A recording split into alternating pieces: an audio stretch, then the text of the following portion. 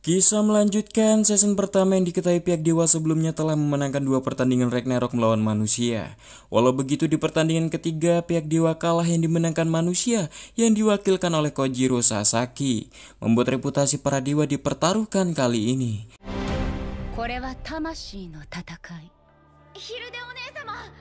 Dan Gol bertanya-tanya pada Brunhilde siapa kira-kira perwakilan umat manusia selanjutnya. Bersama datang dewa setengah manusia bernama Dewa Hercules yang tampak Gol sangat akrab dengannya.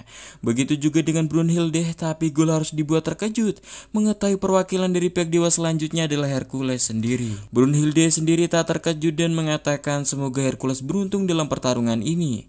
Begitu juga dengan Hercules yang berharap yang sama dan sembari pergi. Di tengah jalan, Hercules dihampiri Loki yang tak menyangka Hercules tampak akrab dengan para Valkyrie barusan. Dan tak heran karena juga Hercules sendiri adalah sosok setengah manusia, sama seperti mereka. Dan bertanya apakah pertandingan ini tak membuat Hercules bimbang. Menurut Hercules sendiri, manusia itu kuat, sedangkan dia kini menjadi perwakilan dewa dan tugasnya sekarang hanya bertarung dengan hormat, itu saja. Dan memberitahu satu hal pada Loki jika dirinya menentang keras pemusnahan umat manusia. Tapi karena pertandingan ini sudah dimulai, dia pastikan dia tak akan kalah.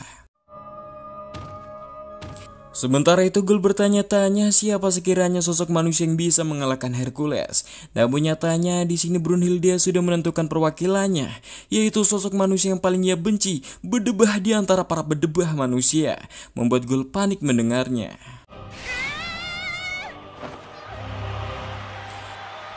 Dan singkatnya, pertandingan akan segera dimulai di mana sosok dewa yang dikenal sebagai simbol keadilan yang mulia dari sosok pemuda yang diangkat menjadi sosok dewa akan bertanding melawan sosok pelaku kejahatan terkejam sepanjang masa umat manusia. Dan jelas pertandingan kejahatan melawan keadilan ini akan menjadi pertarungan yang tak bisa diprediksi dan pastinya akan sangat luar biasa. Di sini Hercules menggerutu mengapa perwakilan umat manusia bisa orang sepertinya. Berbeda jauh seperti Lubu, Adam, Kojiro Sasaki, seorang pria yang layak mewakili umat manusia. Tapi mengapa dia harus melawan sosok pelaku kejahatan pembunuh yang haus darah? Tapi jika ditanya siapa Jack Pencabik sebenarnya, dia muncul saat akhir tahun 1800-an. Dia adalah sosok kriminal yang pernah membunuh 5 pelacur dengan pisau tajam di daerah kumuh London. Dan polisi yang berusaha keras tak bisa memecahkan kasus ini dan melacak pembunuhnya. Bahkan Sherlock Holmes pun tak bisa memecahkan kasus pembunuhan ini. Dan kini Sherlock Holmes yang hadir dalam pertandingan ini tak menyangka sosok itulah pelakunya. Sementara itu, sebelum pertandingan dimulai, Hercules meminta Jack si pencabik untuk menundukkan wajahnya, mengakui kekalahannya dari sekarang agar Dewa Zeus memaafkan atas dosa-dosamu dan agar tak dimusnahkan. Sebelum menjawab, Jack berterima kasih Hercules bersedia bertarung di kota halamannya London. Tapi Jack menegaskan dia enggan bersedia tunduk meminta maaf atas dosa-dosanya. Dan walau pertarungan ini akan menghancurkan tubuhnya, dia tak pernah menolak tantangan dari siapapun. Karena itulah yang dinamakan pria terhormat, sembari mengeluarkan senjata Valander ilahinya yang berbentuk gunting.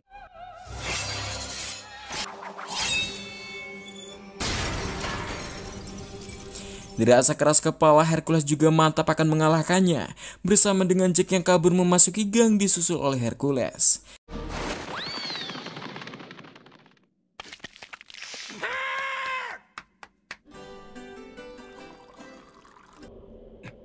Di sini Hercules sudah dikagetkan Jack yang sudah duduk bersantai sembari menawarinya secangkir teh padanya. Dirasa main-main, Hercules nyaris menabrak sebuah benang yang ternyata sebuah jebakan.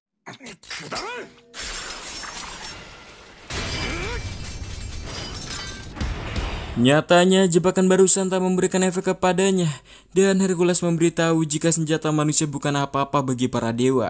Sembari menghampirinya memintanya berhenti bermain-main, bersama Jack yang mulai menjauh naik ke atas gedung dengan sebuah alat pelontar yang jelas Hercules tak membiarkan Jack untuk kabur.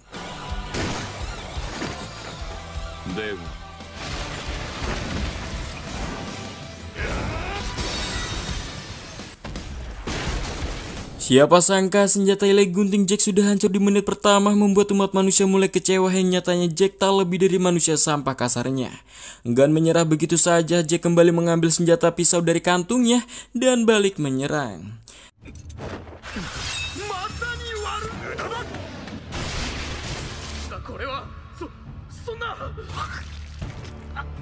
Hercules dibuat heran mengapa senjata pisau manusia bisa melukainya. Jack memberitahu jika sebelumnya dia berkata jika senjata ilahinya adalah gunting, tapi nyatanya itu bohong, dan tak menyangka sosok dewa sepertinya mudah dibodohi. Sembari memberitahu jika senjata ilahi sesungguhnya miliknya adalah sebuah tas yang bisa mengeluarkan berbagai senjata ilahi lainnya. Kelicikan Jack barusan membuat benci sebagian umat manusia, begitu juga dengan Gol yang protes. Mengapa kakak Brunhilde memilih manusia licik penuh kebohongan sepertinya sebagai perwakilan umat manusia? Dan Brunhilde bertanya pada Gol, tahukah kau kelebihan yang dimiliki para manusia?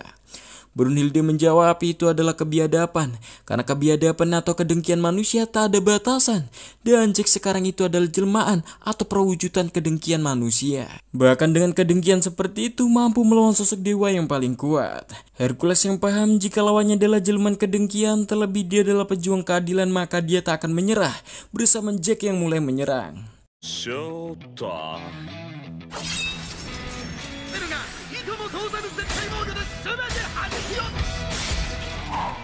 刃の豪雨が神を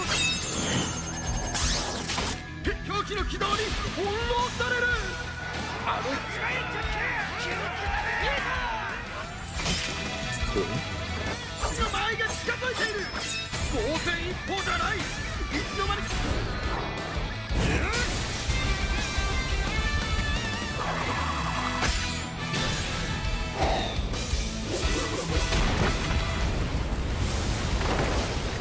Beruntungnya Jack berhasil menghindar dari serangan gada Hercules, dan dirasa lawannya tak bisa diremehkan. Hercules mulai bersiap menyerang dengan jurusnya yang mulai memanggil singa Nemea untuk melahapnya.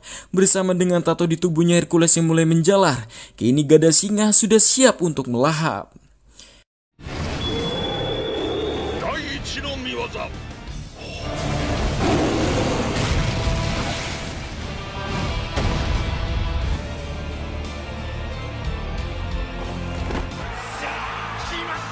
Pihak dewa bergemuruh ketika serangan gada Hercules mampu menjatuhkan Jack menghantamkan tembok gedung. Gol di sini memuji serangan Hercules yang ternyata sangatlah kuat. Brunhilde sangat setuju, tapi nyatanya pertandingan ini baru dimulai. Yang benar saja kini Jack kembali bangun dan memuji serangan Hercules. Tapi ini barusan babak pertama dan meminta Hercules untuk mari melanjutkan babak kedua. Yang lagi-lagi Jack mengeluarkan senjata ilahi pisau yang lumayan besar.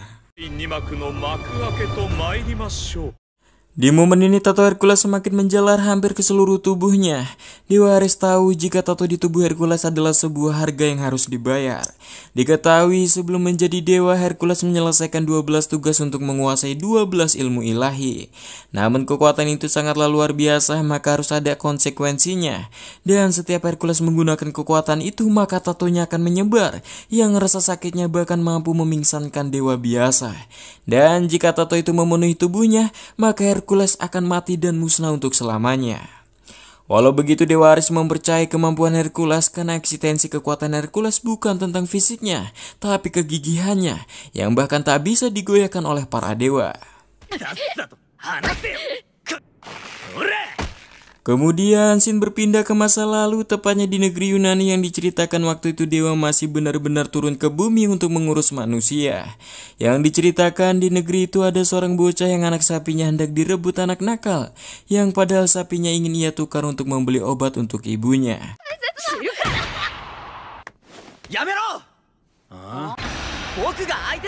Beruntungnya datang bocah bernama Alcides atau Hercules saat belum menjadi dewa dan langsung menyerang mereka. Pada akhirnya Alcides harus kalah juga, dan kawannya bernama Castor ini bingung mengapa Alcides menyerang yang padahal Alcides sudah mengetahui jika tak akan bisa menang melawan mereka. Alcides sudah tahu, tapi dia tak peduli karena dia ingin berada di pihak yang benar dan meminta kawannya bangkit dan rebut kembali anak sapinya. Di sini walau Alcides terbilang lemah, tapi kegigihannya melawan kejahatan tak ada tandingannya. Dan setiap berkelahi dan berburu pasti dia selalu berdiri paling depan, menghadang dengan tubuh kecilnya untuk membela kebajikan.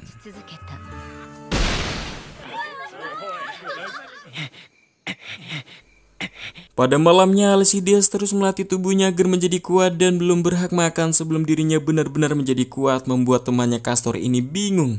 Bersama dua berandalan tadi datang dan tahu jika Alcides berambisi menjadi pria kuat dan tangguh, dan memberi saran untuk meminum darah Zeus yang dikenal sebagai ambrosia yang ada di telapak tangan patung Zeus di depan kuil.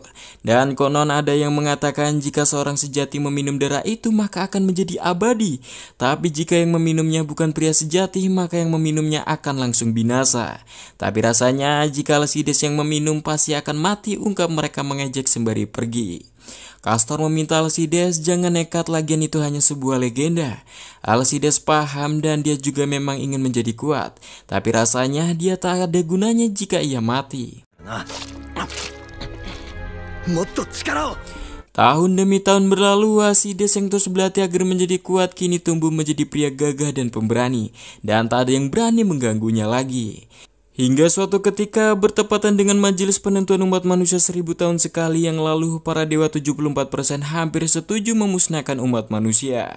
Tapi keputusan akhir yang diambil yaitu ingin memberi kesempatan manusia untuk hidup sekali lagi, namun memberi cobaan manusia dengan bencana alam untuk menegur umat manusia yang hampir kelewat batas, yang dipimpin langsung oleh Dewa Ares, sang dewa perang, turun ke bumi.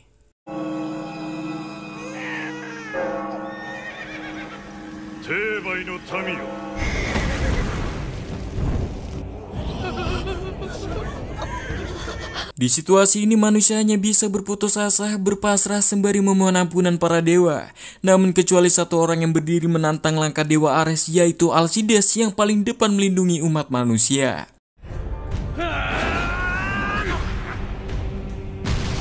Jelas yang dilakukan Alcides barusan hanya dapat cemoohan dari semuanya. Namun Alcides yang tak peduli masih bangkit menghadang langkah Dewa Ares.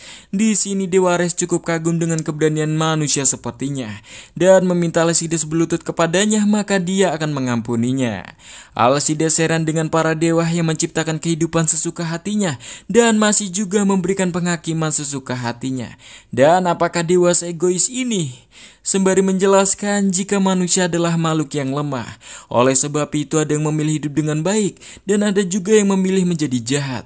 Oleh karena itu mereka tumbuh dan berkembang dalam sebuah keraguan. Walau begitu manusia dasarnya ingin terus dalam kebaikan. Tapi bagaimana bisa kini para dewa tetap menghakimi kami semua para makhluk yang lemah sekaligus, yang padahal banyak di antara kami mati-matian memanjatkan doa. Dan apakah itu adil? Jika begitu maka dirinya akan mengorbankan nyawanya untuk menentang dewa sembari menampakkan ambrosia darah Zeus dan mengingatkan kawannya Castor bahwa dia selalu ingin berada di pihak yang benar.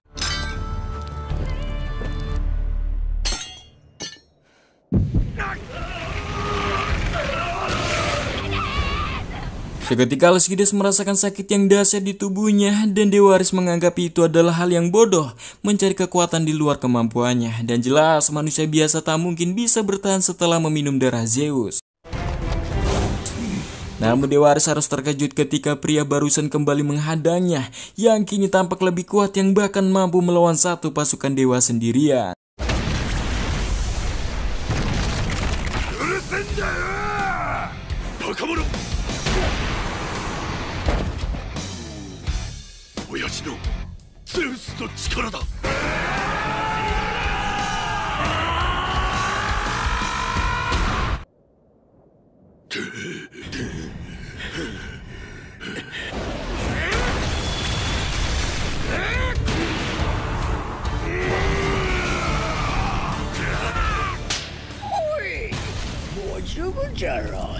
Di tengah pertempuran Dewa Ares dan Alcides yang luar biasa, hadir Dewa Zeus melerai mereka dan tahu jika manusia bernama Alcides ini telah meminum darahnya. Maka Dewa Zeus meminta Alcides untuk menjadi dewa. Jelas yang mendengar hal ini sangatlah kaget, dan Dewa Zeus menjelaskan karena jika Alcides berada di bumi maka akan menimbulkan banyak masalah dengan kekuatannya ini. Terlebih Alcides selalu berpihak pada kebenaran, maka Alcides cocok menjadi dewa. Di sini Alcides setuju tapi dengan satu syarat, meminta para dewa untuk tak membahayakan umat manusia lagi. Dewa Zeus pun setuju dan meminta Alcides sendiri memimpin umat manusia ke jalan kebaikan. Jika begitu, demi melindungi umat manusia, dia setuju turun derajat menjadi dewa, membuat Dewa Ares kebingungan dengan maksud kata-kata Alcides barusan. Dan semenjak insiden ini, mitologi hubungan dewa dan manusia yang amat dekat berakhir, dan selama 4000 tahun para dewa tak lagi mencampuri urusan bumi. Yang sementara itu Alcides kini diangkat menjadi dewa sebagai putra Zeus yang nama barunya diambil dari istri Zeus sendiri yang bernama Hera, yang kini dikenal sebagai Hercules. Dan kini Dewa Ares yang sempat meremehkan Hercules semasa menjadi manusia, kini dia bangga Hercules menjadi dewa setelah bertarung dengannya.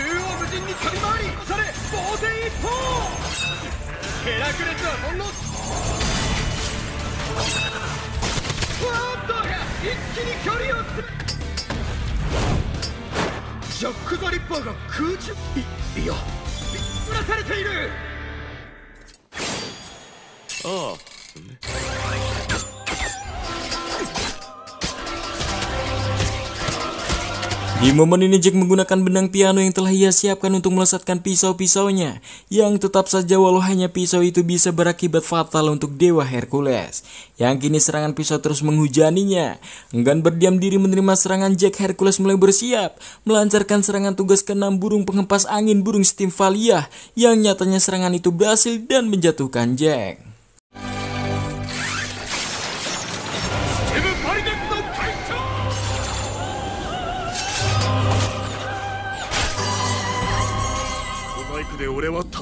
Siapa sangka di situasi ini kacamata Jack hancur, menampakkan mata kanan Jack yang berwarna merah dan meminta Hercules lebih bersemangat menyerangnya. Dan Jack di sini harus dibuat takjub dengan gambaran energi dari tubuh Hercules, sebuah tekad kesatria yang tak tergoyahkan, warna yang indah sekaligus momen yang ia tunggu-tunggu, ungkap Jack.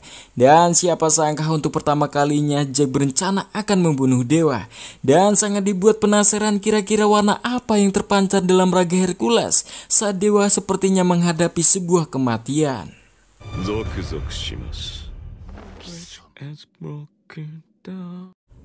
Diceritakan dahulu di London, di tengah anak yang bermanja-manja dengan kedua orang tuanya, ada seorang bocah yang memungut sebuah roti di tempat sampah untuk ia makan nanti bersama ibunya. Walau hanya makanan sisa yang sudah dibuang, bocah ini masih dipukuli sang pemilik kotak sampah dan bahkan memaksa bocah itu untuk membayar apa yang telah dia ambil. Perkenalkan, dia adalah Jack kecil berumur 12 tahun. Dan diketahui semenjak kecil Jack kecil mempunyai kelebihan melihat suasana hati atau emosional manusia dari aura warna yang terpancar di hati seseorang. Dan di sini Jack meminta maaf pada sang pemilik dan masih memohon untuk membiarkannya sekali saja membawa roti ini dan berjanji tak akan kembali lagi. Hingga akhirnya sang pemilik pun mengiyakan dan memintanya untuk jangan pernah kembali lagi.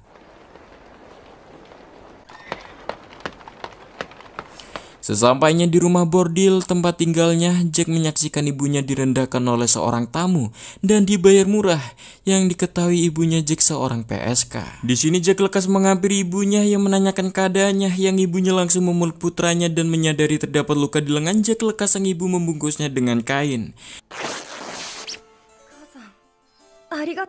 Sembari ibunya mengungkapkan jika hanya Jack lah harapan masa depannya. Di momen ini Jack di sini melihat emosional ibunya mengeluarkan warna yang sangat cantik yang ia belum pernah lihat sebelumnya di seluruh London, bahkan seluruh dunia. Sebuah warna ketulusan sosok ibu kepada anaknya. Hingga suatu saat, Jack yang sedang asik membaca dihampiri kawan ibunya yang bernama En yang juga seorang PSK. Dan menyayangkan Jack yang lahir di lingkungan seperti ini dan bertanya-tanya mengapa ibunya Jack memutuskan melahirkanmu. Yang padahal diketahui ibunya sudah mengaborsi 5 kali kandungannya sebelum Jack terlahir. Dan entah mengapa ibumu memutuskan membesarkan dan merawatmu seorang diri. Dan sekali lagi En menyayangkan Jack yang terlahir di tempat seperti ini. Namun Jack memberitahu jika dirinya tak menyesal sedikit pun, malahan dia merasa dia adalah orang yang paling bahagia di dunia karena dia mempunyai ibu yang mencintainya. Hingga suatu hari saat Jack kembali dari luar, dia melihat ibunya menangis terseduh-seduh yang En memberitahu jika ibunya menangis karena telah ditinggal menikah oleh pria yang ia cintai. Jack yang melihat kabarnya yang ternyata pria yang dimaksud adalah sosok penulis drama terkenal di London.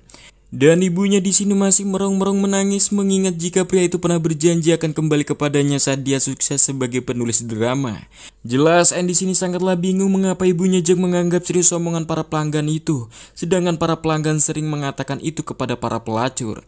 Yang padahal janji itu sudah 13 tahun yang lalu dan sangatlah bodoh menganggap hal seperti itu serius menurut Anne. Hingga malam tiba, saat sudah agak tenang, Jack menawarkan air untuk ibunya dan meminta ibunya untuk tenang saja karena masih ada dirinya yang sayang pada ibu. Namun ibunya yang mulai mengamuk meminta Jack untuk diam, sembari menyesal telah melahirkan Jack. Yang karena jika pria itu tak datang maka Jack tak ada, yang seharusnya Jack sudah ia aborsi sejak dalam kandungan dengan kawat sembari mengamuk.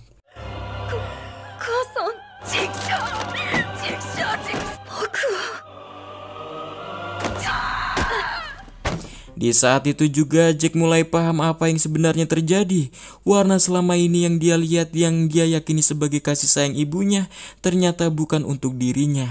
Yang dengan kata lain dirinya hanyalah penghubung ibunya dengan pria yang dia cintai. Di sini hati Jack masih belum percaya jika ini adalah warna asli ibunya, warna yang sama dengan kebencian orang-orang kepadanya, dan masih berharap ibunya tak menjadi warna yang menjijikan itu, sembari meminta ibunya tenang karena ia akan membebaskan ibunya dari warna itu. Sembari mencekiknya yang kini warna kebencian dan amarah berubah warna pekat, sebuah warna ketakutan yang belum pernah ia lihat sebelumnya, warna yang sangat cantik menurut Jack.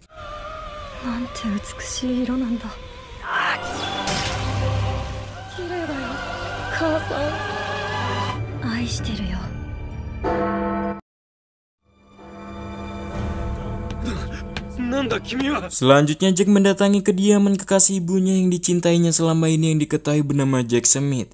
Yang kini Jack sudah bersimbah darah sembari membawa sebilah pisau yang mulai mendekat sembari memanggilnya dengan sebutan ayah. Oto-san.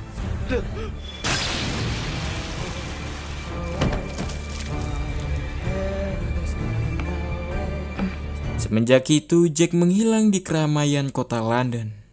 Yang kini scene kembali ke Jack yang memberitahu Dewa Hercules saat manusia hidup, hati manusia dipenuhi berbagai emosional. Tapi akhirnya ketika manusia tahu mereka akan mati, mereka dikuasai ketakutan. Momen itu memunculkan warna emosi yang sangat murni, sebuah pemandangan yang sangat indah menurutnya. Namun Dewa Hercules menyayangkan jika dirinya akan mati, dia tak mempunyai ketakutan terhadap apapun. Namun ada satu yang paling ia takuti, ketika keadilan tak ada lagi.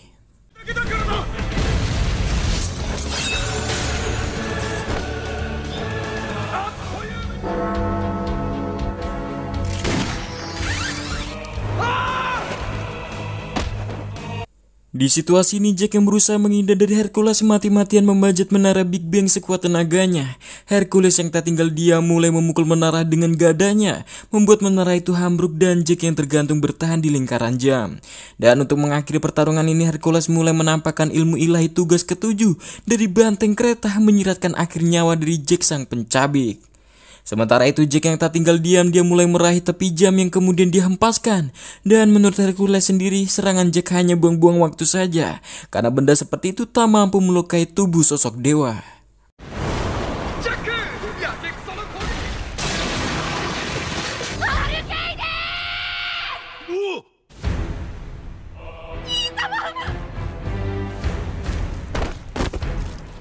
Ya, semuanya harus dibuat terkejut, tak hanya para dewa tapi semua pihak umat manusia ketika lengan Hercules berhasil terputus akibat serangan jam Big Bang. Walau begitu, rasa sakitnya tak tersirat di wajah Hercules dan mulai menyadari senjata ilahi sebenarnya Jack adalah sarung tangannya. Yang Loki tahu, setiap benda yang Jack sentuh dengan sarung tangan itu mampu menjadi senjata ilahi. Dimana sejak awal Jack terus menyerang dengan senjata pisau dari tasnya berulang kali dan beruntun agar Jack dan semuanya percaya jika kantong itu adalah senjata ilahi yang sesungguhnya. Namun nyatanya itu semua hanyalah drama yang Jack buat demi bisa mengepaskan satu serangan yang luar biasa jam Big Bang mematikan barusan yang tak terduga. Dan nyatanya itu berhasil membuat Hercules berhasil dikecoh. Jelas membuat Dewa Ares kesal mendengar kenyataan ini. Di sini Gold baru menyadari jika senjata ilahi yang asli sesungguhnya adalah sarung tangannya. Dan Brunhilde membenarkannya dan dirinya jugalah yang merencanakan semua ini. Yang diceritakan sebelum pertandingan dimulai, Brunhilde mendatangi salah satu sosok Valkyrie ke-11 dari 13 Valkyrie bersaudara bernama Luke. Dan Luke sudah tahu kedatangan Brunhilde memintanya menjadi Valandir atau senjata dewa. Dan Luke langsung menolak, pasalnya dia enggan menjadi senjata untuk pembunuh berantai. Terlebih untuk menjadi senjata ilahi, hati manusia dan Valkyrie harus bersatu. Dan kembali menegaskan dia tak bisa bekerja sama dengan pembunuh sepertinya. Namun di tengah penolakan Luke sudah hadir Jack yang ada di sana yang bertanya maukah menjadi rekannya. Sempat kembali menolak, Jack langsung meraih lehernya Luke yang di tengah ketakutan Luke, Jack bisa melihat warna yang indah dari tubuhnya Luke. Yang seketika itu juga Luke menjadi senjata ilahi sarung tangan bagi Jack.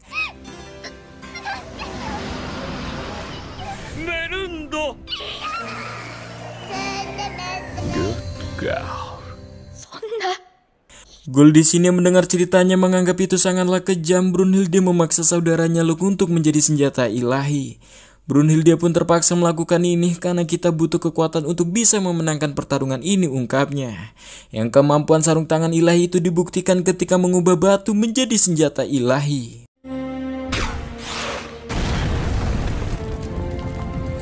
Ya, batu kecil saja cukup untuk menghancurkan dinding, bahkan jam bisa diubah menjadi senjata membunuh dewa. Yang dengan kata lain, setiap yang ia sentuh mampu menjadi senjata ilahi mematikan, menyiratkan satu kota London, semuanya bisa diubah menjadi senjata bagi Jack. Gan berdiam diri dan menyerah begitu saja, Hercules mulai mencopot pelindung bahunya dan menggunakan sabuknya untuk menahan laju darah di lengannya yang sudah tertebas. Jack meminta Hercules jangan memaksakan diri dengan kondisinya sekarang. Namun Hercules meminta Jack jangan mencemaskan dirinya. Di sini Jack heran dengan warna emosional Hercules. Pasalnya yang terpancar adalah harga diri yang meluap dengan amarah yang tenang. Walau sudah tampak terpojok, Hercules tak menunjukkan rasa takut sedikit pun. Di sini Jack langsung memberi hormat dan kagum atas warna emosional Hercules. Sebuah emosi dewa perang tak terkalahkan, memanglah hebat, ungkapnya. Hercules baru menyadari jika Jack bisa melihat emosional seseorang dengan matanya. Jack membenarkan bahwa ini adalah salah satu karunia para dewa untuknya untuk bertahan hidup dari badai kejahatan yang menghantuinya sejak kecil. Dan semenjak itu warna emosi yang ia lihat dianggap karya seni yang hanya bisa diciptakan olehnya. Terlebih kemampuan ini dirinya bisa melihat sinar warna penderitaan mereka semua. Karena ketika manusia mengalami ketakutan yang sangat murni, warna emosional mereka sangatlah indah dan tak ada yang bisa menandingi keindahan itu. Tapi menurut Hercules sendiri, jika begitu Jack memanglah pantas tak pernah menang, dan bertanya apakah Jack menjadi jahat hanya karena kemiskinan sejak kecil, atau karena Jack mengalami pengkhianatan luar biasa dari ibunya yang rasa sakitnya seperti diiris iris. Dan sudah sangat jelas itu menggambarkan jika kau lemah, yang sudah kalah dan menyerah pada keputusasaan, menyerahkan diri pada kesenangan pribadi dengan melakukan kejahatan. Dan memberitahu Jack bahwa dirinya adalah manusia setengah dewa yang pernah menjadi manusia seutuhnya, di mana dia paham betul bagaimana sifat asli manusia yang dipenuhi kecemburuan, kebencian, penghinaan, kebusukan, kecurangan, penjilat, kemalasan, kesombongan. Tapi walaupun begitu dia masih mencintai umat manusia. Jack di sini yang melihat emosional Hercules mengingatkan warnanya dengan ibu tercintanya. Bersamaan Hercules yang mulai bersiap dirinya akan melepaskan Jack dari belenggu penderitaan, ungkapnya.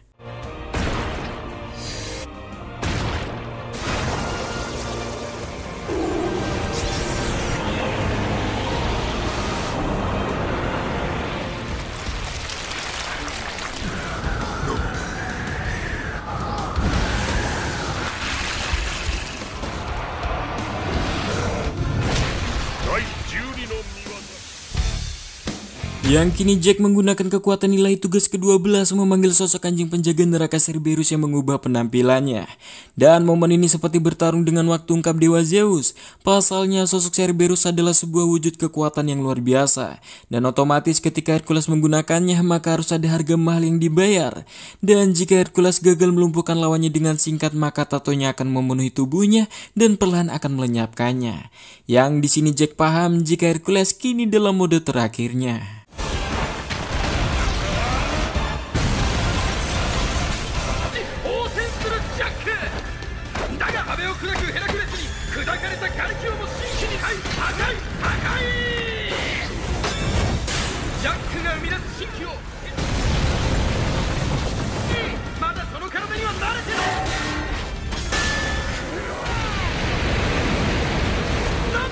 想像以上です。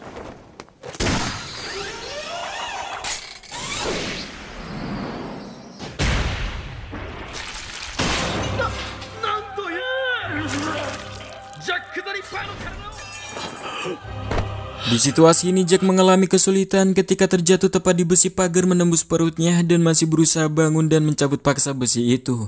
Bersama dengan Hercules yang menghampirinya memberitahu Jack untuk percuma saja, apa saja ingin dilakukan Jack akan percuma. Dan terlebih tak ada lagi tempat bersembunyi di kota ini. Jack sangat setuju tapi kembali mengingatkan Hercules jika seluruh kota London adalah senjata mematikan baginya, yang mulai mengibaskan jubahnya yang seketika merubuhkan gedung sembari menahan Hercules sebentar untuk kabur.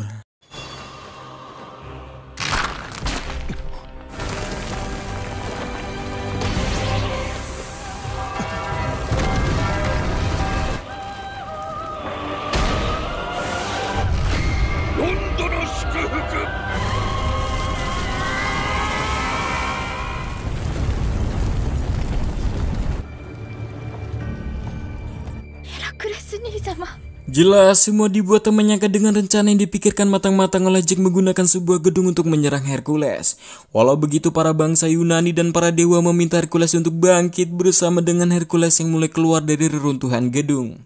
Yang jelas melihat kondisi Hercules yang baik-baik saja membuat semua yang dekat dengan Hercules sangat senang melihatnya. Bersama dengan Hercules yang menegaskan apapun yang dilakukan Jack, hatinya dan keadilan tak akan pernah goyah. Bersama dengan Jack yang melihat warna emosional yang terpancar indah membuatnya tertawa. Dan sembari meminta maaf telah mentertawakannya. Pasalnya warna emosional Hercules barusan mengingatkan jika warna ibunya selama ini adalah sebuah kepalsuan. Dan tak pernah menyangka warna cinta sejati pada keadilan yang dipancarkan Hercules barusan sangatlah indah. Tapi rasanya juga Jack ingin memberi warna jiwa Hercules dengan warna yang paling ia sukai. Di sini Hercules mempersilahkannya jika mampu, bersama mereka yang mulai bersiap saling menyerang.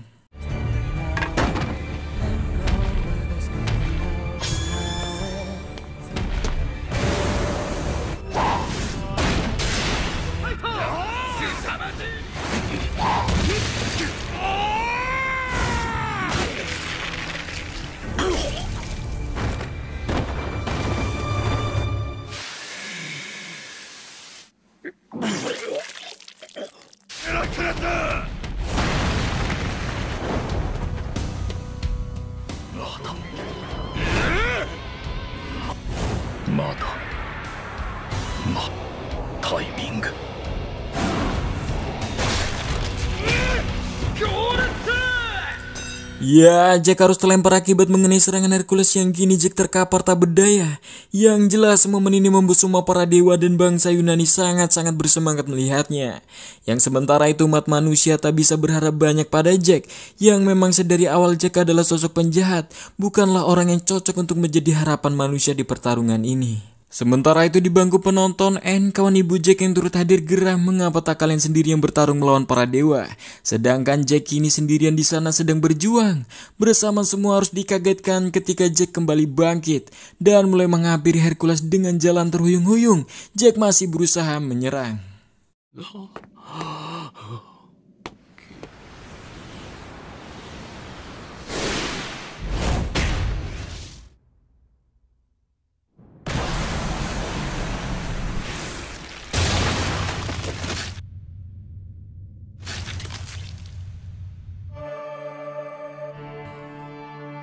Siapa sangka Jack ini berhasil menusuk tubuh Hercules yang Hercules paham dan tak menyangka Jack mengubah darahnya sebagai senjata ilahi. Hal itu terjadi karena sentuhan dari sarung tangan ilahinya. Alih-alih balik menyerang, kini Hercules sudah sampai batasnya dan bertanya warna apa yang Jack lihat dalam hatinya sekarang. Dan melanjutkan, jika apapun yang terjadi, dirinya selalu mencintai umat manusia. Bersamaan kini Hercules yang harus gugur untuk selamanya menjadi debu di angkasa. Dan di akhir riwayatnya, semua yang pernah dekat dengan Hercules sangat bersedih ketika melihat momen ini. Dan Hercules juga menikmati pertarungan ini dengan Jack. Dan sangat-sangat mempercayakan urusan mempertahankan umat manusia ini pada Brunhilde seutuhnya.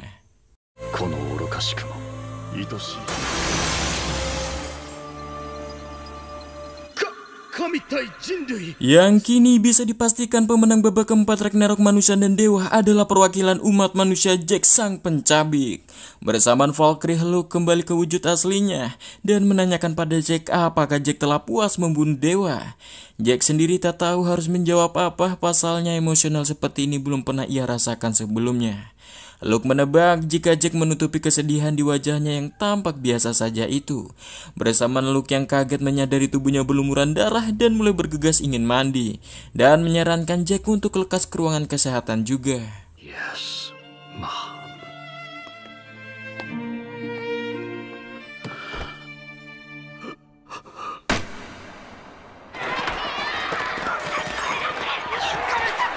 Yang nyatanya, walau Jack berhasil memberikan satu kemenangan untuk umat manusia, dia harus menerima lemparan batu dan hinaan yang ditunjukkan kepadanya dari manusia bangsa Yunani. Walau tahu Jack berhasil menang mewakili umat manusia, tapi kebencian mereka lebih besar, yang karena Jack telah membunuh Alcides atau Hercules, sosok pahlawan keadilan yang mereka cintai.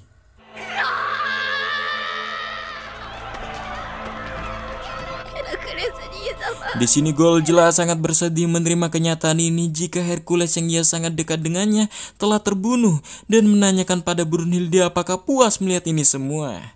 Brunhilde mengingatkan Gold jika arti Valkyrie sesungguhnya adalah memilih kematian, sedangkan emosional seperti ini tak ada artinya, dan memberitahu jika dirinya melakukan semua ini untuk menyelamatkan umat manusia.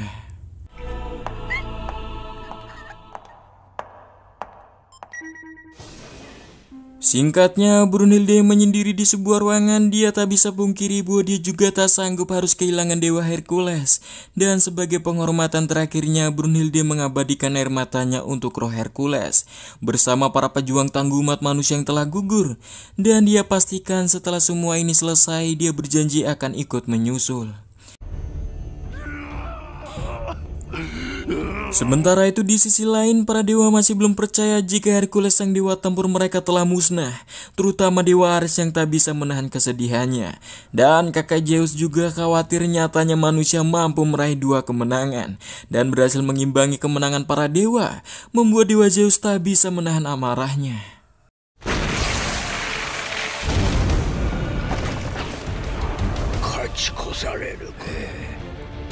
Sementara itu di ruang tunggu petarung umat manusia, salah satu di antara mereka tak menyangka ternyata banyak petarung umat manusia yang hebat di luar sana. Yang kini pria kecil bernama Soji tak sabar untuk gilirannya tiba.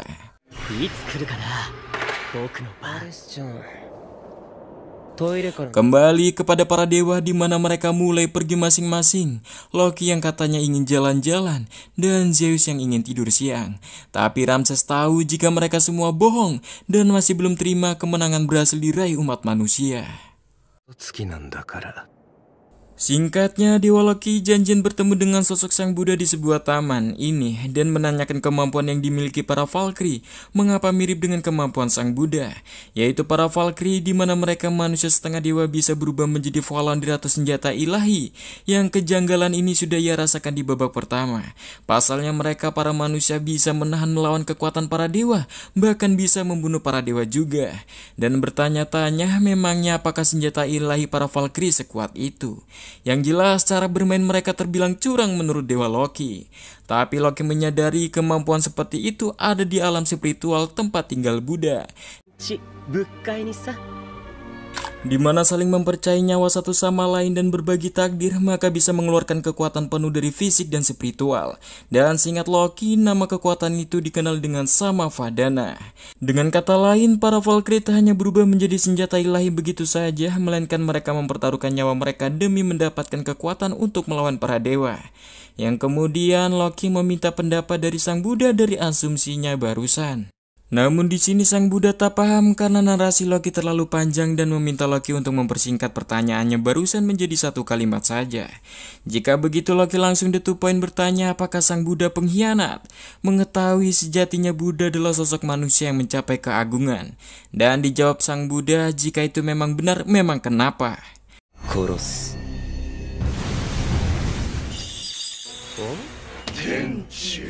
Namun tiba-tiba mereka kedatangan sekelompok orang yang mengaku Alguju surga 7 dewa keberuntungan. Namun tak apa masalahnya, mereka datang ingin menghukum Sang Buddha.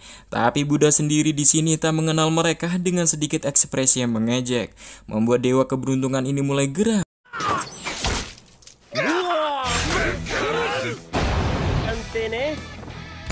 Di sini Loki mulai bergabung dengan 7 para dewa keberuntungan ini, yang memang Loki tak suka dengan Sang Buddha yang berpihak pada manusia. Sayangnya Sang Buddha tak peduli dengan jumlah mereka dan siap melawan. Jika memang menantang bertarung, maka Buddha meminta mereka lekas menyerang.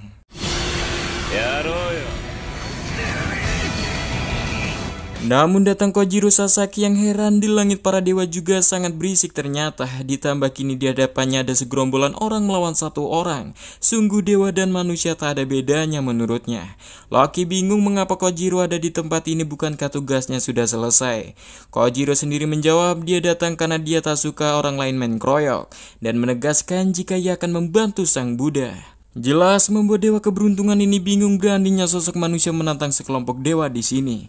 Bersama dengan 2 orang sebelumnya yang berada di ruang tunggu kini hadir dan mengungkapkan jika dia juga ingin ikut bermain. Yang kini Sang Buddha dibantu dengan manusia bersiap bertarung melawan Loki dan 7 para dewa keberuntungan.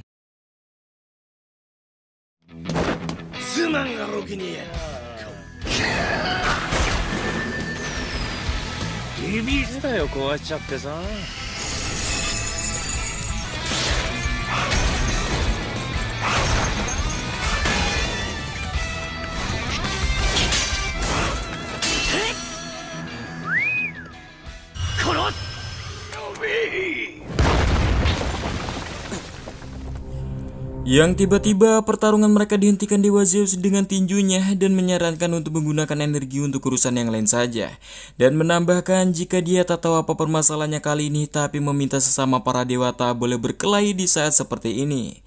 Namun Ebisu ini yang salah satu dewa keberuntungan sangat marah ketika diperintah oleh Zeus. Dirasa melawan, kini Dewa Odin yang geram meminta semuanya untuk menghentikan keributan ini yang auranya cukup menghancurkan kaca atap taman.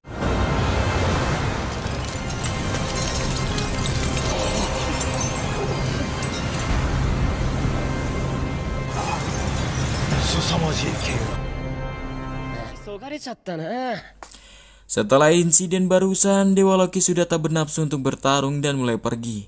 Begitu juga dengan 7 dewa keberuntungan yang akan pergi dan mengingatkan Buddha jika seorang pengkhianat akan menghadapi hukuman ilahi. Yang sementara itu Kojiro meminta maaf pada Sang Buddha karena telah ikut campur dalam urusannya, sembari kembali pulang ke ruangan mereka. Dan Dewa Zeus di sini menyarankan Sang Buddha untuk lekas kembali ke ruangannya juga dan memintanya untuk tidak membuat masalah lagi. Namun mendengar itu hanya ditanggapi tawa oleh Sang Buddha dan memberitahu fakta pada Zeus jika yang mampu memerintahkannya hanyalah dirinya sendiri. Dewa Zeus tak kaget dengan ucapan Sang Buddha, mengetahui memang begitulah sifatnya, dan lekas Zeus langsung kembali ke arena. Yang kini Dewa Odin yang sendirian tak bisa menahan diri, yang juga ingin bertarung melawan manusia, membuat sekejap taman menjadi tandus.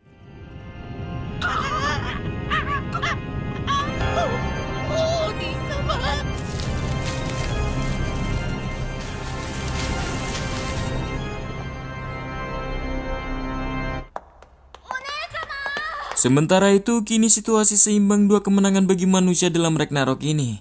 Dan kali ini Brunhilde memutuskan ingin memakai sosok pria yang sudah tinggal di dalam ruangan ini untuk menjadi peserta selanjutnya. Sembari melepas alas kaki mereka harus melewati beberapa pintu untuk menemuinya. Hingga akhirnya Gol harus dikagetkan dengan penampakan sosok pria raksasa dengan ditemani para wanita penghibur. Yang terpancar dari sosok itu hanyalah kerakusan, nafsu, kemalasan menggambarkan sebuah kesenangan duniawi. Bersamaan Brunhilde yang meminta pria itu untuk lekas bangun membuat para gadis terkejut dan kabur.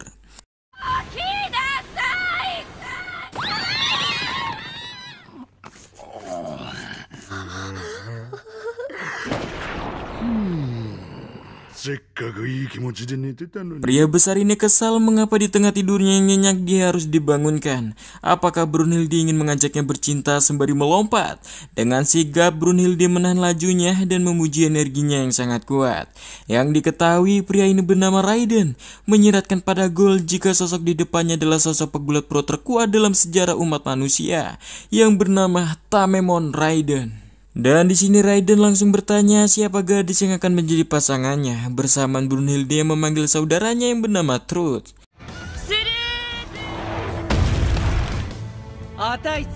Perkenalkan, wanita besar ini adalah sosok Valkyrie ketiga dari 13 Valkyrie bersaudara bernama Truth yang akan menjadi pasangan Raiden. Dan Truth menanyakan apakah Raiden kecewa jika pasanganmu berbadan besar sepertinya. Alih-alih ketakutan, Raiden nyatanya sangat suka wanita yang gemoy yang langsung memeluknya.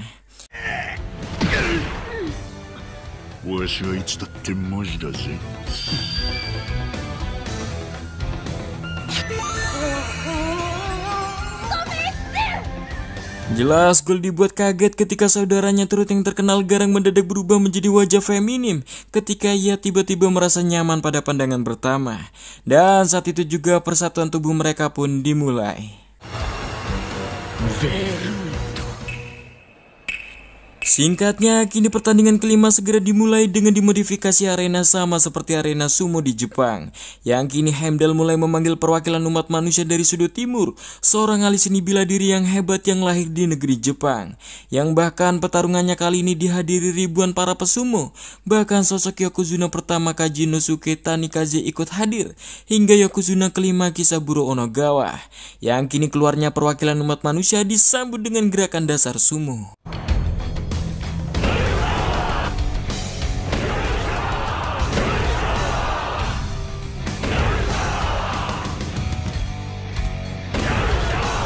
Dan diketahui jika sosok ini adalah seorang pria yang diakui sebagai manusia terkuat sepanjang masa selama 2000 tahun lamanya. Seorang pesumo yang menghabiskan waktunya 20 tahun untuk mengabdi pada sumo yang selalu saja menang di setiap pertandingannya. Perkenalkan, dia bernama Tamemon Raiden yang didukung penuh gemuruh umat manusia. Sementara itu di sisi barat, perwakilan dari para dewa, sosok dewa yang tak terkalahkan. Perkenalkan, sosok dewa pencipta sekaligus penghancur yang dunia layaknya permainan baginya. Sosok dewa India yang menjadi perwakilan para dewa di pertarungan kelima ini, dia adalah Dewa Siwa.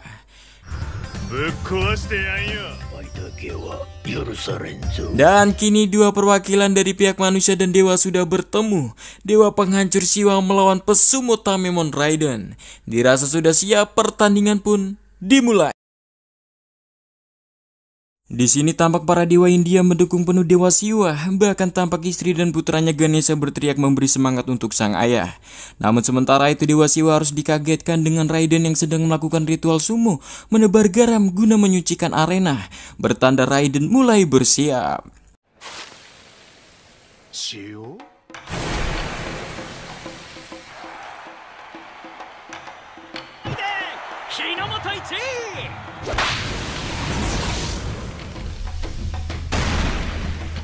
やろうか。手ではなく飛び蹴りから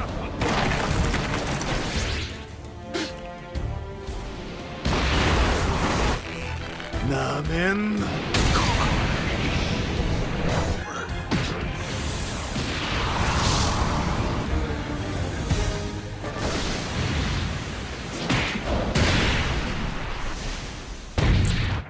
Dewa Siwa di menit awal harus terserang habis-habisan berhasil menyeimbangkan situasi dengan memukul balik Raiden. Dan Dewa Siwa sendiri memuji kemampuan Raiden dan sangat menyukai pertarungan ini, yang kemudian meminta Raiden untuk menari bersamanya hingga mati. Jika begitu Raiden mengambil sikap serius dan menyerang. Kemudian scene berpindah ke masa lalu, tepatnya tahun 1767 di Provinsi Shinano ada sebuah sepasang suami istri yang heran dengan putra mereka yang sudah berumur 3 tahun tapi masih belum bisa berdiri, tak seperti anak pada umumnya. Perkenalkan, dia bernama Tarokichi, sebelum dikenal sebagai Tamemon Raiden. Hingga suatu hari sehabis bekerja, pasangan suami ini harus dikagetkan ketika melihat Tarokichi putra mereka mulai mampu berdiri untuk pertama kalinya. Tapi sayangnya di saat itu juga kakinya harus terkilir.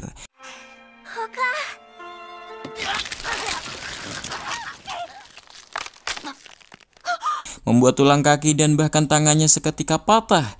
Bukan karena tulangnya yang lemah, melainkan otot Tarokichi sendirilah yang terlalu kuat, yang tekanannya menghancurkan tulangnya. Yang jelas momen ini membuat Tarokichi sendiri harus sangat menderita. Walau begitu, Tarokichi sendiri tak pernah menyerah. Dia terus belajar menekan ototnya sendiri dengan dibantu kayu sebagai penopang tubuhnya saat tubuhnya mulai tumbuh di luar kendali. Hingga akhirnya kerja kerasnya menghasilkan otot baru yang layaknya cangkang. Dengan kata lain, cangkang tersebut adalah ratusan saraf segel yang menahan ototnya yang tak terkendali. Yang hal itu dibuktikan ketika Raiden mulai memukul dadanya dan melepaskan ototnya yang ia tahan selama ini.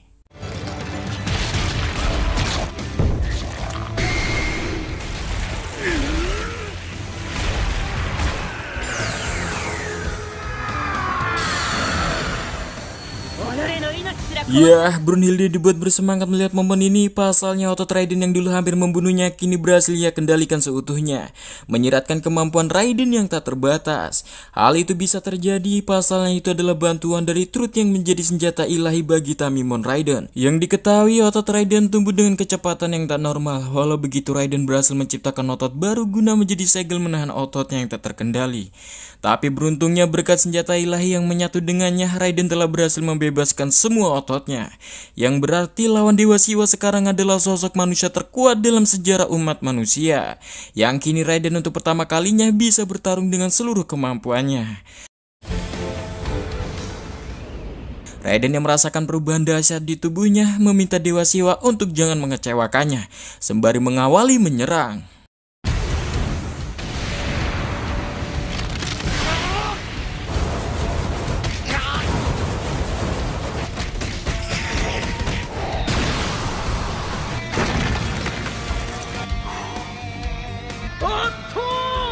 Semuanya harus dibuat terkejut ketika Raiden berhasil menyerang dengan kecepatan penuh melumpuhkan dewa kehancuran Dewa India, Dewa Siwa. Yang momen ini membuat Yokozuna pertama terharu melihat kemampuan Raiden barusan. Pasalnya dia akhirnya bisa melihat sendiri bagaimana Raiden bertarung dengan seluruh kemampuannya setelah berhasil melepas segelnya. Begitu juga dengan Gol yang salah memandang Raiden yang ia kira hanyalah pria cabul dan rakus. Kini dia yakin Raiden pasti bisa menang dalam pertarungan ini. Yang sementara itu para dewa panik ketika melihat Dewa Siwa terhuyung-huyung kewalahan yang sudah dihampiri Raiden hendak mengakhiri pertarungan.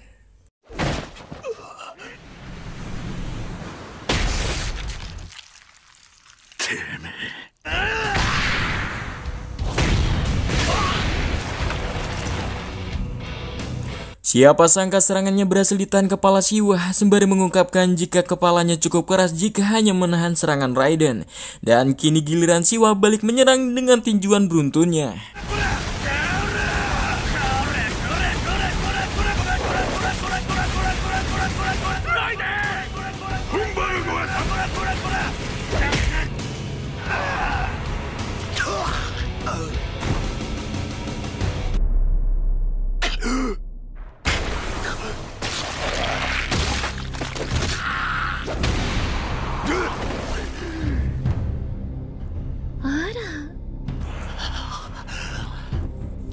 Semuanya kembali dibuat terkejut ketika Raiden yang sempat diserang membabi buta berhasil memutuskan salah satu lengan Dewa Siwa. Yang hal itu berhasil karena Raiden berhasil memaksimalkan ototnya yang dibantu Valander senjata dewa yang menyatu dengannya. Di mana momen barusan Raiden memusatkan tekanan ototnya pada lengan hingga menghancurkan lengan Siwa. Seakan kemampuan Raiden tak ada yang bisa memperkirakan, bahkan Raiden sendiri belum tahu batasan kemampuannya sendiri.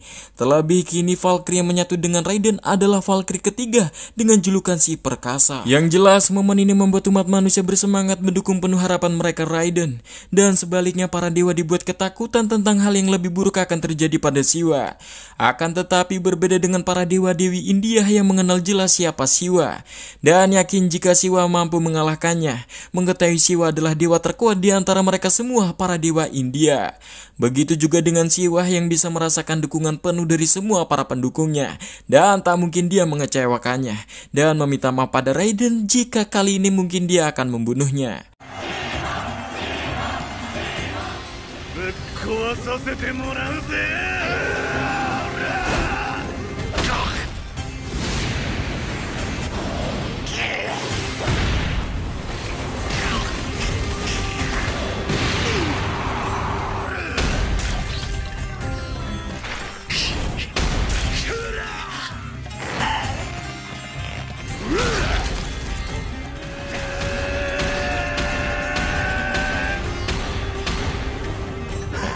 Di momen ini yang mereka saling adu banteng, Siwa mengingat momen dirinya di masa lalu bersama. Kemudian kisah menceritakan di masa lalu di mana India terdiri dari ribuan dewa. Walau begitu, dewa di sini sangat takut dan bertarung satu sama lain karena mereka tak mau diatur satu kepemimpinan dewa.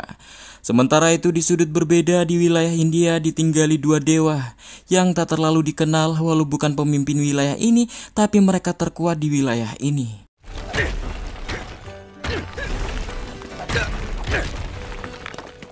Perkenalkan, satunya bernama Rudra, dewa perhara badai yang selalu melatih fisiknya dan berambisi ingin menjadi sosok dewa terkuat di antara para dewa India. Berbeda dengan dewa Siwa, ini yang memilih bersantai dan tak mempunyai ambisi untuk menjadi kuat. Dan dewa Siwa meminta kawannya Rudra untuk menikmati saja suasana damai seperti ini. Dan walaupun mereka berdua berbeda kepribadian, Rudra dan Siwa sangatlah akur. Bersama dua dewa lainnya datang memberitahu jika desa mereka sedang diserang sekelompok dewa Asura bersaudara. Sempat malas untuk berurusan, tapi ajakan dari Rudra, Siwa mau tak mau harus ikut membantu.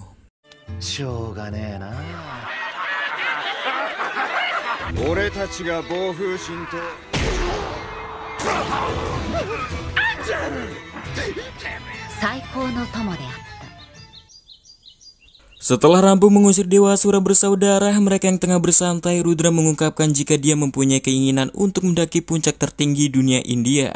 Karena Rudra sendiri ingin mengukur sehebat apa dia menjadi dewa dan melihat pemandangan yang belum pernah ia lihat sebelumnya. Di sini Rudra menawari Siwa untuk ikut bersamanya, pasalnya jika mereka bersama-sama, semua masalah dan rintangan pasti bisa dilewati dengan mudah. Dewa Siwa sendiri hasilnya tak tertarik dengan impian kawannya Rudra ini, tapi karena dekat dengan Rudra selalu menyenangkan baginya, maka Siwa bersedia untuk ikut.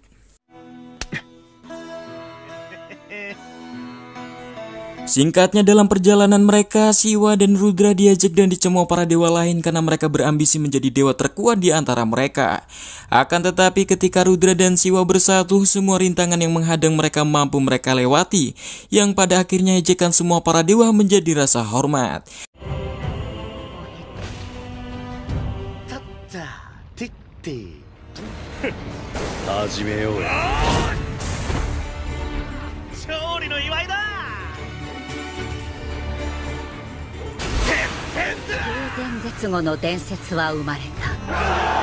Dan di perjalanan mereka yang sudah banyak berjuang keras menghabisi dewa-dewa perkasa India dengan bersama-sama, bahkan kini mampu mengalahkan Dewa Indra Pencipta dan Dewa Wisnu Sang Pemelihara. Dan semenjak itu dewa terkuat sepanjang masa terlahir yang mampu berdiri di puncak mengalahkan 1115 dewa India.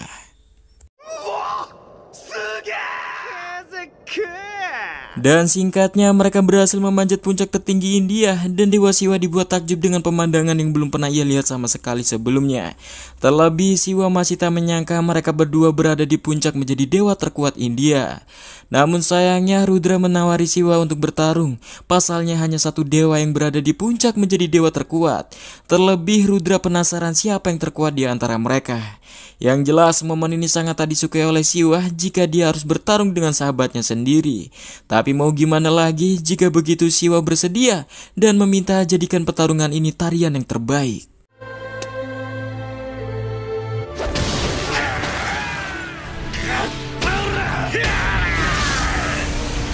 Pertarungan mereka tercatat menjadi pertarungan terganas dalam sejarah dan suara tinjuan mereka yang saling beradu bergema di seluruh India.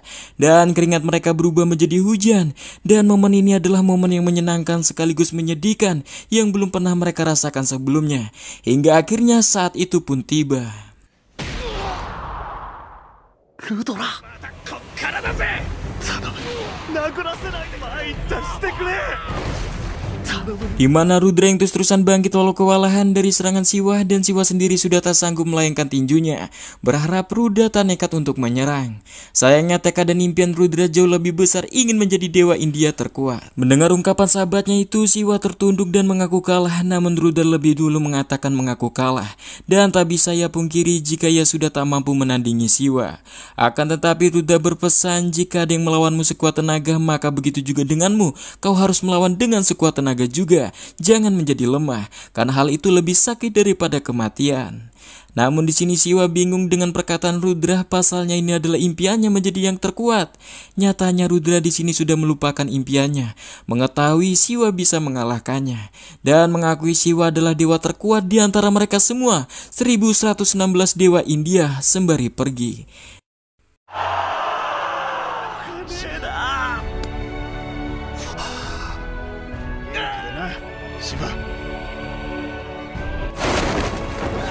Dan begitulah kisah Siwa yang berada di puncak para India, namun di saat yang sama ia harus kehilangan teman terbaiknya.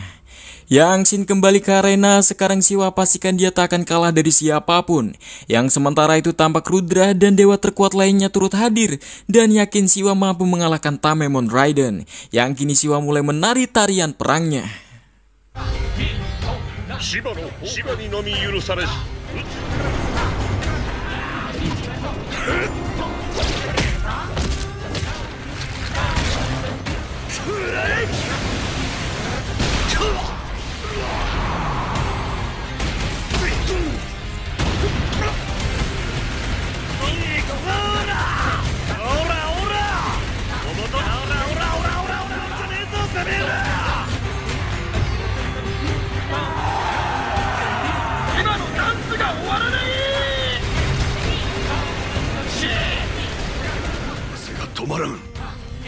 Di momen ini Siwa menyerang mengikuti irama yang ia ciptakan, seakan Raiden diserang ribuan musuh sekaligus, membuat Gol di sini benar-benar sangat panik.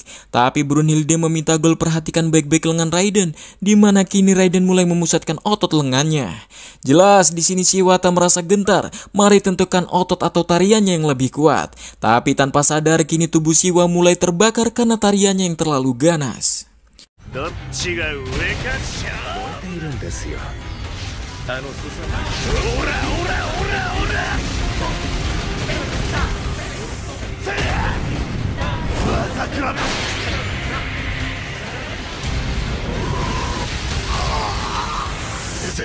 Semua umat manusia mulai dibuat terkejut ketika serangan tarian Siwa berhasil membakar tubuh Raiden, seakan mereka semua sudah putus asa.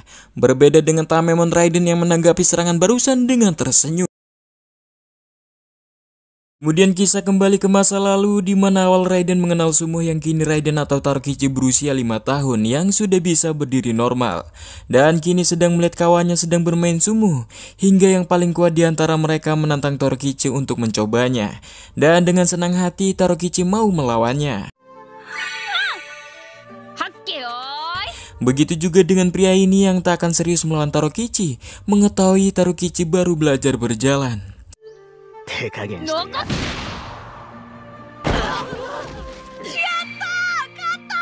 Ya, serangan Tarokichi barusan membuat semuanya terkejut. Bahkan lawannya Taroji ini kesakitan dan kaget dengan kemampuan Tarokichi yang bug monster. Semenjak itu Tarokichi lebih memilih menyendiri dan sangat bersedih atas nasibnya, dan bertanya-tanya pada ibunya mengapa dewa memberikan fisik tubuhnya seperti ini. Jelas ungkapan itu membuat ibunya kaget dan balik mengungkapkan jika ia malah bersyukur diberikan putra sepertinya. Pasalnya ketika Tarokichi tak bisa berjalan, ibunya terus bolak-balik ke kuil berdoa untuk sang dewa, berharap putranya bisa berdiri kuat dan sehat, dan melanjutkan jika ini semua adalah karunia dari para dewa, dan oleh karena itu ibunya berpesan, gunakan kekuatanmu untuk membantu yang lemah. Yang semenjak itu Tarokichi menerima semua kekurangan dan kelebihan dalam dirinya dan menggunakan kekuatannya untuk membantu yang lemah, hingga akhirnya dia dicintai oleh para warga. Hingga akhirnya tahun 1783 musibah terjadi di mana gunung meletus, menghancurkan segalanya dan wabah menyebar, menyebabkan kelaparan di seluruh wilayah Shinano dan menyebabkan banyaknya kematian. Demi melaksanakan nasihat ibunya, Tarokichi bertekad akan membantu yang lemah, dan kini Tarokichi yang berusia 17 tahun mulai pergi ke kota, meninggalkan desanya, dan memilih jalan menjadi pegulat sumo demi mendapatkan banyak uang untuk ia kirim ke kampung halamannya. Hingga akhirnya kini Tarokichi sudah masuk ke sekolah sumo. Dia diminta pelatih sumo untuk mencoba bertarung dengan yang lainnya. Jelas di sini Tarokichi menolak. Pasalnya jika ia melakukannya maka ia akan melukai para pesumo lainnya. Perkataan Tarokichi barusan membuat pesumo senior Ozeki ini tertarik dan memintanya melawannya jika begitu. Dan jika menolak dia tak segan akan memulangkannya. Hingga akhirnya terpaksa Tarokichi mau melawannya, sembari berpesan jangan salahkan dirinya jika dia terluka.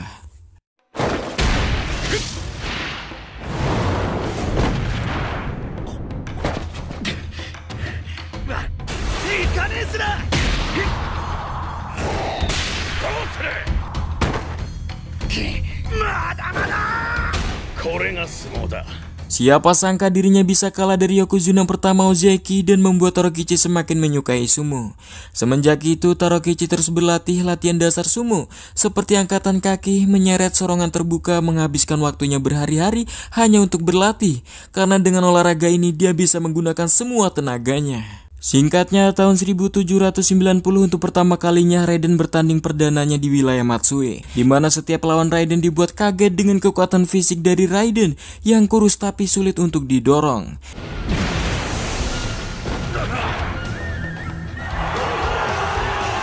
Yang semenjak itu Ozeki baru menyadari jika selama ini dia menciptakan seorang monster yang mampu mengalahkan setiap musuhnya dengan satu gerakan. Dan hal itu sekejap mengubah perjalanan hidupnya Tarokichi dari anak kecil yang dijuluki monster kini menjadi cahaya harapan desanya. Tak hanya desanya, tapi mereka semua yang mengalami kelaparan di Jepang. Tapi sayangnya kejayaannya tak berlangsung lama. Di mana ketika satu lawannya ketakutan seakan tak berdaya ketika melihatnya, mengingatkan ekspresi kawannya dulu yang menjulukinya sebagai monster, membuat Raiden trauma ketika mengingatnya.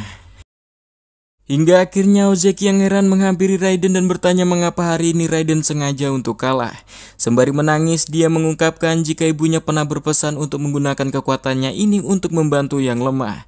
Tapi Raiden sendiri tak menyadari jika selama ini dia bertarung melukai orang-orang yang lemah darinya.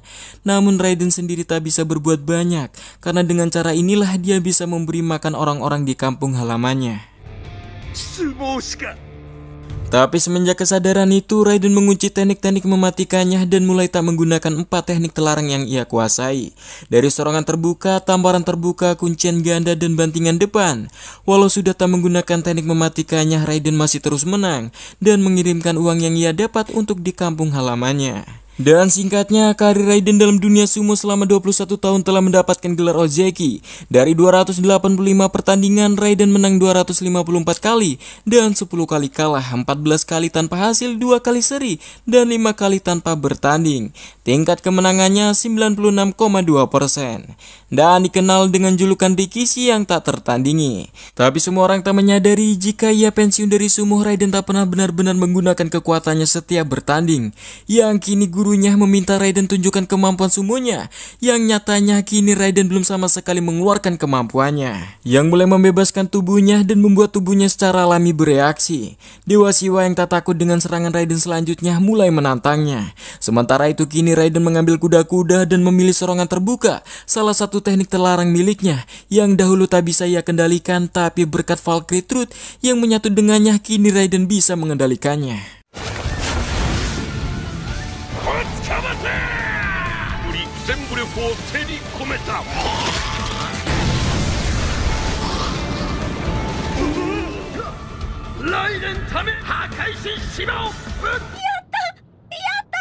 Ya, siapa sangka serangan barusan Raiden cukup dahsyat membuat Siwa terhempas, bahkan cukup memutilasi dua tangan sang dewa penghancur ini, menyisakan satu tangan saja.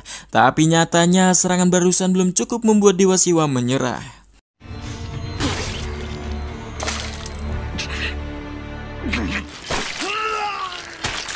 Di sini tiba-tiba tubuh Raiden bergejolak seakan merasakan rasa sakit yang amat sangat. Gol yang kebingungan di sini Brunhilde menjelaskan jika itu adalah konsekuensinya yang harus dibayar. Pasalnya teknik terlarang Raiden barusan menggunakan perpindahan otot dengan sangat cepat, memberikan tekanan tak terbayangkan pada tubuhnya. Namun tubuh yang tak tahan mulai merusak tubuhnya sendiri, yang kini Raiden nyaris tak bisa berdiri. Walau begitu, momen inilah yang Raiden nantikan selama ini dan meminta Truth yang membantunya untuk gerakan ototnya lebih banyak lagi. Jelas Truth di sini menolak, pasalnya jika memaksakan diri maka akan menghancurkan tubuh Raiden sendiri, bahkan binasa. Raiden sudah tahu, tapi dia butuh kekuatan lebih banyak lagi. Karena selama di dunia dia telah berbohong pada sumo, olahraga yang ia cintai. Tapi sekarang dirinya bisa mengeluarkan semua kemampuannya di sini, dan bahkan Raiden ingin mempertaruhkan seluruh hidupnya untuk pertarungan ini. Jika ditanya mengapa, karena dirinya adalah seorang pesumo, ungkapnya. Truth di sini hasilnya tak setuju, tapi tak bisa dipungkiri, justru kejantanan dan keberanian Raiden lah yang membuatnya jatuh cinta kepadanya. Dan kini Truth mulai mencoba memaksimalkan tubuh Raiden. Di sini Siwa menyadari jika Raiden mendapatkan dukungan di belakang, tapi Siwa juga baru menyadari jika Rudra hadir menonton pertandingannya. Dan terlihat 1116 semua dewa-dewi India mendukung dirinya, memberikan semangat bagi Siwa, mengingat dia adalah pemimpin dewa India terkuat. Dan kini Siwa mulai berencana melewati batasan kemampuannya sendiri, sebuah teknik pertama kali yang ia lakukan, dengan memberi rangsangan jantungnya secara manual agar berdetak lebih kencang. Bahkan ada yang mengatakan jika ada suatu saat Siwa menari Tandava, dan saat itu dunia maka akan hancur. Tak hanya itu, tubuh Siwa akan terbakar habis dan abunya ia gunakan untuk kembali membangun dunia yang baru, yang kemudian mengajak Raiden untuk menari bersamanya sampai terbakar, ungkapnya. Dan kini pegula sumo terhebat dalam sejarah Jepang, Tamemon Raiden, yang berhasil sampai di puncak terkuat dari yang terkuat, akan melawan Dewa Siwa, sosok dewa India yang berhasil mengalahkan 1116 dewa, menjadikannya pemimpin dewa India yang terkuat. Melihat momen ini, Brunhilde menganggap keduanya sangatlah mirip, di mana Raiden pejuang orang-orang lemah di kampungnya dan dunia sumo. Begitu juga dengan Siwa, pejuang demi sahabat dan semua dewa para India, di mana mereka sama-sama berada di puncak teratas dari yang terkuat. Dan siapa sangka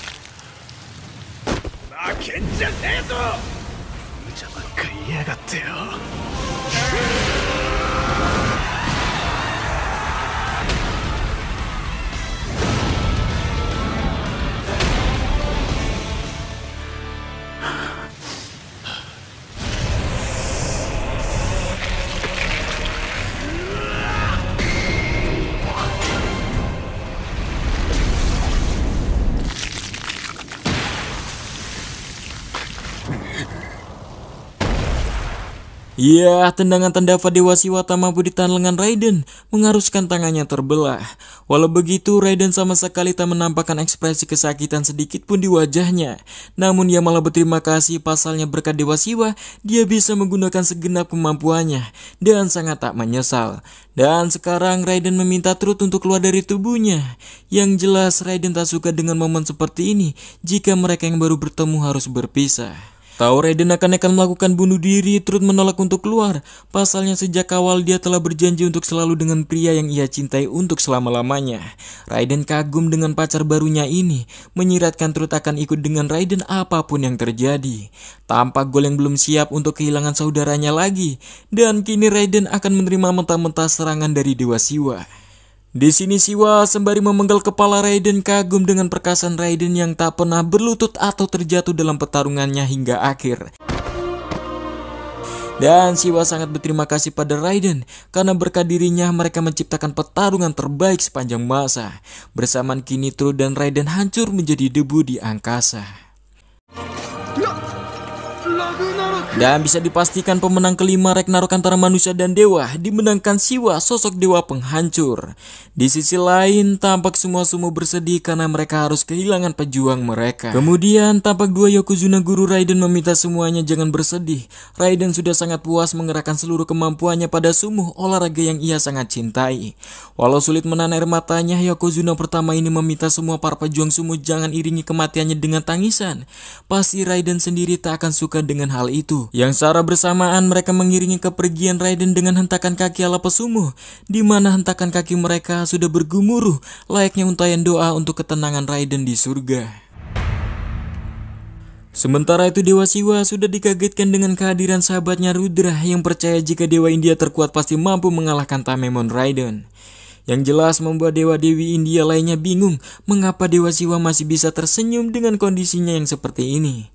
Bersama Dewa Zeus yang datang, Siwa mengakui jika pertarungan barusan bisa membuatnya mati dan memberitahu jika para manusia itu cukup mengagumkan dan tangguh. Dewa Zeus di sini sangat setuju dengan hal itu. Di tengah jalan, Gol masih belum percaya jika saudaranya kakak Truth harus lenyap dalam pertarungan barusan dan bertanya-tanya apakah kakak Truth bahagia meninggal dengan pria yang ia cintai. Di sini Gol tahu jika dia tak boleh menangis, hal ini dilakukan demi menyelamatkan umat manusia. Tapi Gol lebih bingung mengapa kakaknya Brunhilde begitu ingin menolong umat manusia sampai-sampai mengorbankan saudara mereka sendiri. Namun di sini Brunhilde meminta adiknya Gol untuk mengingat ucapan ayah dari umat manusia Adam. Apakah butuh alasan untuk melindungi orang yang dicintai? Dan tak bisa menutupi kebohongannya jika suasana hati Brunhilde sendiri juga sedang sangat kacau dan meminta Gol untuk meninggalkannya sendirian. Di ruangan ini Brunhilde memberi penghormatan terakhir untuk Raiden yang sudah berjuang dengan pejuang lainnya yang sudah gugur. 2 kali menang 3 kali kalah dan kekalahan ini cukup membuat Brunhilde nyaris putus asa. Dan tak menyangka dirinya jauh lebih lemah daripada dugaannya. Seakan dirinya sudah tak mampu melanjutkan pertarungan ini lagi. Namun dia kembali menguatkan mentalnya dan percaya jika dia mampu menyelamatkan umat manusia. Sementara itu di sisi lain di Valhalla, Dewa Zeus harus sedikit kerepotan hendak menemui Sang Buddha dan mengungkapkan jika manusia sungguh mengagumkan di pertandingan ini. Sang Buddha yang sedang asik makan jajan bertanya apa keperluan Zeus menemuinya. Di sini Zeus meminta Sang Buddha untuk maju mewakili dewa selanjutnya. Buddha sendiri tak menyangka jika Zeus begitu terobsesi hendak menghancurkan manusia. Namun hanya saja menurut Zeus prinsip dewa yaitu tidak boleh kalah. Dan kembali bertanya meminta jawaban Buddha, bersedia atau tidak.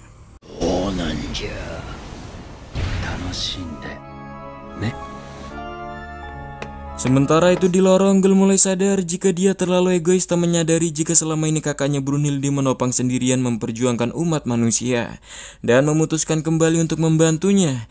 Tapi sebelum itu Gol mampir ke klinik untuk mencari obat yang sebelumnya lengan Brunhilde sempat terluka. Namun Gol dibuat penasaran dengan 7 dewa keberuntungan di salah satu ruangan yang sedang mengobati lukanya yang sebelumnya akibat terkena cucukan permen Sang Buddha. Hingga Gol yang ketahuan harus dikepung 7 dewa keberuntungan ini, yang tampak dewa bernama Ebisu ini sangat marah karena Gol menguping. Namun mereka semua harus dikagetkan dengan kehadiran Jack sang pencabik di sana, sembari menawari mereka secangkir tehnya.